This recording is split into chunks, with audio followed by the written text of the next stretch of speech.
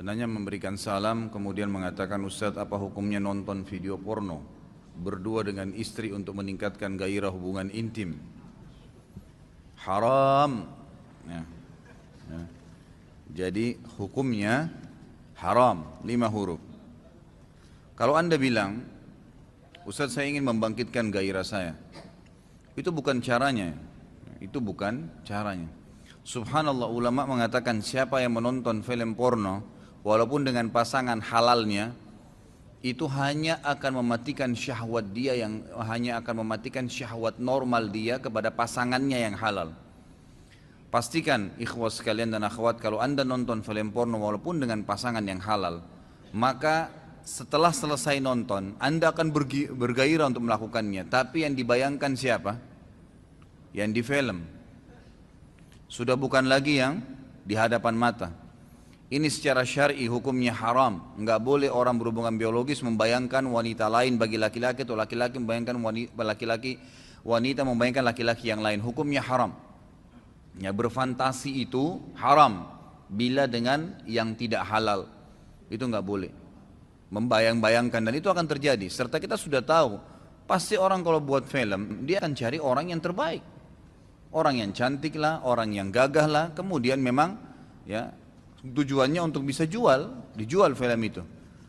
Kalau seandainya kita melihat seseorang lawan jenis kita, laki-laki lihat perempuan di film itu, yang tidak dimiliki oleh istrinya, mungkin warna kulit, mungkin poster tubuh, mungkin paras wajah, mungkin bentuk atau panjang pendek rambut, mungkin segala macam, pakaian mungkin, atau apa saja cara ngomong, dan itu tidak dimiliki oleh istrinya. Kira-kira apa yang terjadi? Dia akan benci istrinya. Otomatis itu. Jadi gairah dia yang sebenarnya harus ada dengan pasangan normalnya itu hilang.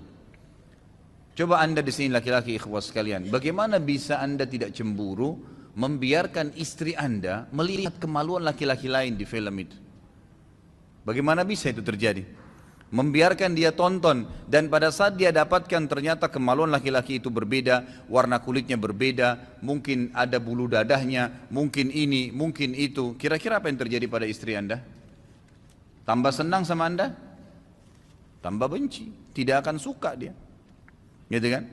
Sementara kata para ulama, hubungan biologis ikhwas sekalian, ciumannya, sentuhannya, meletakkan kemaluan di kemaluan, kata para ulama, itu adalah sesuatu yang fitrah, yang telah Allah ciptakan. Seperti manusia tahu kalau makan melalui mulutnya, dia tahu kemaluan ditaruh di kemaluan, itu sudah fitrah. Antum gak mungkin masukkan makanan di kuping, gitu kan? Karena sudah fitrah. Seperti itu hubungan biologis. Orang tahu di mana meletakkan makanan, di mana dia meneguk air, yang mana anggota tubuhnya akan menghirup udara, gitu kan? Yang mana yang akan mendengar, dia sudah tahu. Begitu pula dengan fitrah, karena Allah SWT menggantungkan berlanjutnya kehidupan manusia dari biologis. Itu alami. Jadi salah sekali, fatal pemahaman orang kalau menganggap dengan nonton film porno ternyata malah bisa membantu. Rusak ikhwas sekalian, akan merusak. Makin antum jauhi, makin antum nikmatin apa yang ada di situ, di hadapan kita. Ya. Kata para ulama, di antara hikmah syar'i, kenapa wanita disuruh berhijab, itu agar terus memperbaharui tentang masalah hubungan dia. Jadi kalau dia lagi keluar, dia bercadar misalnya istrinya, suaminya melihat dia bercadar di luar, begitu pulang di rumah dibuka sama dia cadarnya, ada pembaharuan. Itu sudah mencas kemauan kita sebenarnya. Lalu perempuan disuruh berdandan. Bahkan kata Nabi SAW, wanita ahli surga, wanita yang bisa membangkitkan syahwat suaminya. Itu ibadah bagi seorang wanita, sengaja menggoda suaminya. Sudah fitrah itu, disuruh oleh Allah Subhanahu Wa Taala. Tapi kalau kita tonton orang lain, bagaimana bisa kita nggak cemburu melihat pasangan kita sedang melihat orang lain di acara itu? Itu berbahaya sekali. Berbahaya sekali, dan pasti efek negatifnya jauh lebih besar dibandingkan dengan positif, atau mungkin positifnya itu tidak ada sama sekali. Ya, itu hanya akan mematikan syahwat kita yang sebenarnya normal yang Allah berikan ikhwas sekalian. Ya, jadi perlu difahamin masalah ini. Kemudian Nabi SAW sudah mengajarkan, Anda cukup membaca buku kok. Mungkin kalau teman-teman yang sudah dapat, ada DVD saya di pasaran sekarang itu, judulnya Manajemen Rumah Tangga. Itu 3,5 jam tablik akbar di Malang waktu itu.